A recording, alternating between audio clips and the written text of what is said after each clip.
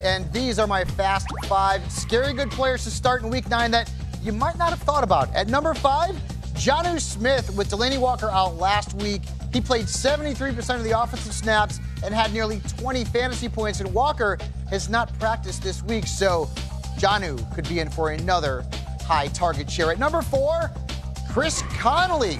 He had 20 fantasy points last week. He's put up a combined 33 points over his last 2 games. Dede Westbrook is a bit banged up, and the Texans have allowed the most fantasy points to wide receivers.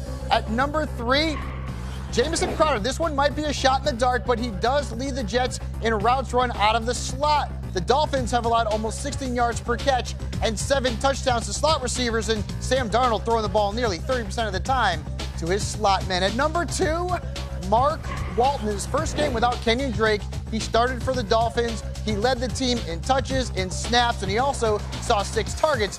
He's playing Crowder's Jets this week. They've given up the 7th most fantasy points to wide receivers. And at number 1, Jalen Samuels. If James Conner cannot play this week, keep this in mind. Benny Snell just had his knee scoped. He's going to be out. If Conner can't play, Samuels is going to see the lion's share of the backfield work for the Steelers. And last year, when he played in the absence of Conner, he averaged nearly 17 fantasy points per game. So if you picked him up, start him if Conner is unable to play against the Colts.